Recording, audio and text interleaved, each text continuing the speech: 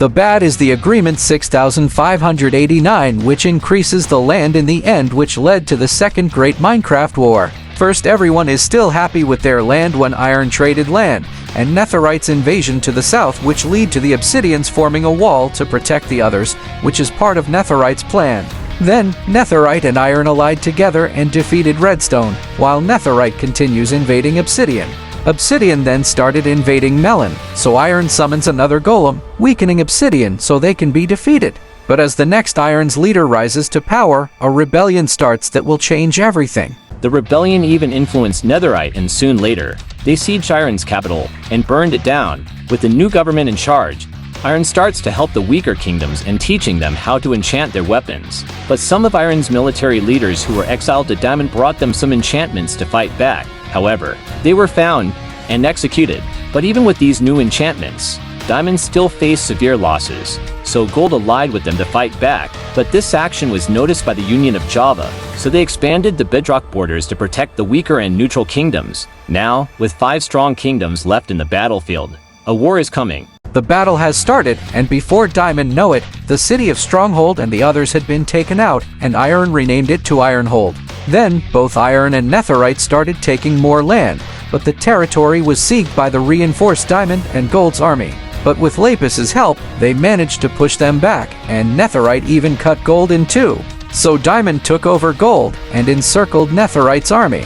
Lapis then attacked Diamond by surprise, so Diamond now refocused their army to Lapis, and a war is coming. Diamond invaded Lapis and pushed them back a lot, but the Lapis' soldiers remembered what Diamond had done to them to escape to Obsidian, and with this anger to seek revenge in their hearts, they pushed Diamond back, not willing to leave anyone alive. Diamond, being overwhelmed by Lapis, took Netherite's army instead and parachuted their 5th Infantry Division into Lapis and took some land back. But with Iron's help, they pushed Diamond back. However, their supplies were cut out and has to give up. Diamond, not wanting to lose more people in the fight, made a treaty with Lapis, but was attacked by Netherite, so they refocused their army at Netherite again. Diamond encircled Netherite's army again, so Iron gave Netherite some land, and summoned another golem, pushing Diamond back. But Diamond still managed to conquer some land from Netherite, so Netherite used the TNTs provided from Redstone to fight back. Then, the representative of Bedrock came to the end to have a meeting with the leaders of Iron, Diamond, Netherite, and Lapis, and the war has to stop for a short break from the exhaustion. Because the kingdoms can't use force to fight, so in the meantime, they just traded land, get supplies from the neutral kingdoms like Melon and Obsidian, traded more land, and repeat. Finally, after a week or so, the leaders finally had a meeting. Lapis's leader, being busy for some classified reasons, have Iron to represent them. The representatives of Java and Bedrock informed the leaders that they only have a week left before they were forced to retreat, thinking that it will end the war. But instead, after the leaders return, they starts to expand their army, preparing for the final battle, the second battle of Ironhold Stronghold. The final battle had started, and Diamond quickly sieged Ironhold.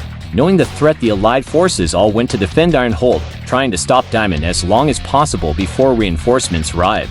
Not long, the soldiers spotted a Diamond battalion, rang the bell, and immediately went to their defense positions. The first line of Diamond's infantry rushed to the front gates, trying to break in with the archers providing a cover, and the rest of the army charging forward. It wasn't long before they broke through the first defense line and went inside, but they were then trapped and taken out. However, they also brought TNTs with them and began fighting the last defense line. The Netherite soldiers were strong, but Diamond still managed to defeat them, reconquering Ironhold and naming it back to Stronghold. While the people celebrated underneath the city, the survivors and the spy who had been lurking inside Diamond's army were planning a counterattack. But before they can counterattack, they need a diversion. So they sacrificed the spy to assassinate Diamond's general, distracting Diamond, while snipers were parachuted into the city, trying to take some key positions. Then, when the reinforcements arrived, Lapis distracted Diamond, leaving their strike point under-defended. While Diamond is focusing on Lapis, Iron and Netherite's army brought out a TNT cannon, blasted a wall in the city, and starts fighting the remaining soldiers. Then, the survivors came out and attacked the few defenders left. The battle is an absolute victory for the Alliance, and Stronghold back to Iron's control. The Alliance also celebrated their victory, and before Diamond can respond, the 7 days are over, and Diamond is declared defeated.